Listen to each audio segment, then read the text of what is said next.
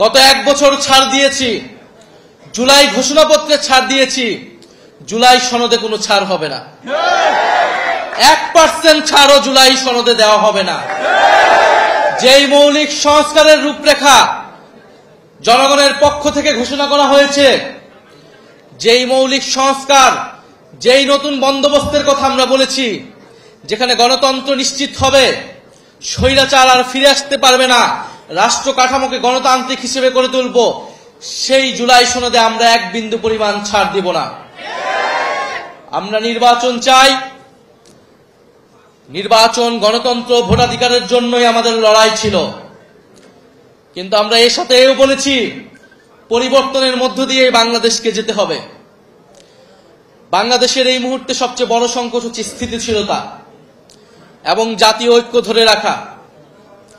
যদি রাজনৈতিক দলগুলো, রাজনৈতিক শক্তিগুলো নিজেদের মধ্যে জাতীয় ঐক্য ধরে রাখতে না পারে, দেশের স্থিতিশীলতা নিশ্চিতে নিজেদের মধ্যে ছাড় দেওয়ার মানসিকতা তৈরি না হয়, ফলে আরেকটি 1-11 আসবে।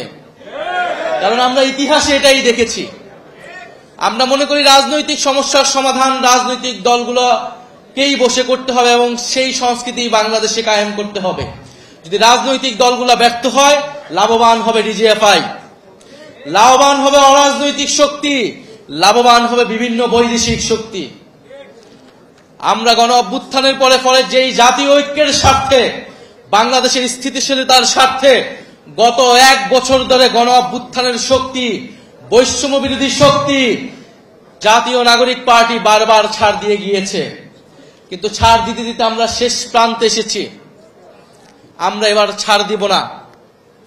আমরা এবার আদায় করে নিব যে গণ অভ্যুত্থানের পরে নতুন বাংলাদেশের প্রতিশ্রুতি আমরা দিয়েছি, যে গণতন্ত্র প্রতিষ্ঠার, বৈষম্যহীন বাংলাদেশ প্রতিষ্ঠার প্রতিশ্রুতি দিয়েছি, অন্তর্বর্তী সরকার যেই প্রতিশ্রুতি দিয়ে, যেই শহীদের রক্তের উপর দিয়ে প্রতিষ্ঠিত হয়েছে, সেই প্রতিশ্রুতি আদায় না করে এই সরকার যেতে পারবে না। সেই প্রতিশ্রুতি বাস্তবায়ন না হওয়া পর্যন্ত কোন রাজনৈতিক দল ক্ষমতায় আসতে পারবে না। ফলে আমরা এখনো বলবো, আসুন জাতীয় ঐক্যের স্বার্থে, স্থিতিশীলতার স্বার্থে আমরা সেই প্রতিশ্রুতিগুলো একে একে পূরণ করি। আজকে জাতীয় যুব দিবস, জাতীয় যুব সম্মেলন, ফলে যুবকরা একত্রিত হয়েছে। আমরা দীর্ঘ সময় ধরে আপনাদের স্বপ্ন, সম্ভাবনার কথা শুনেছি। আমরা দেখেছি বিগত 16 বছরে এদেশে তরুণদের সাথে কিভাবে ট্রিট করা হয়েছে। শুধু 16 বছর নয়, আমরা গত 54 বছরের ইতিহাসও দেখেছি। তরুণরা বারবার রক্ত দিয়েছে, বারবার রুখে দাঁড়িয়েছে, বারবার স্বৈরাচারের বিরুদ্ধে দাঁড়িয়েছে এবং বারবার প্রতারিত হয়েছে।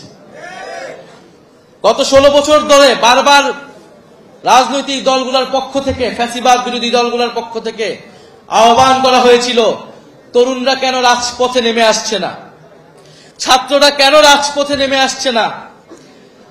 জেনজিরা অ্যাপলিটিক্যাল, তারা রাষ্ট্র নিয়ে ভাবে না, সমাজ নিয়ে ভাবে না। এই জেনজিরা কিন্তু সেই ভুল ভেঙেছে।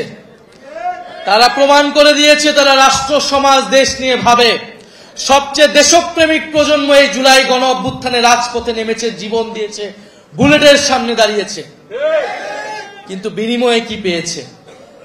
যদি এই তরুণদেরকে আমরা বাংলাদেশের যারা ক্ষমতা কাঠামো রয়েছে, যারা ক্ষমতা নির্ধারণ করে, তারা যদি আবারও প্রতারিত করি, এই দেশের আর কোনো ভবিষ্যৎ নাই।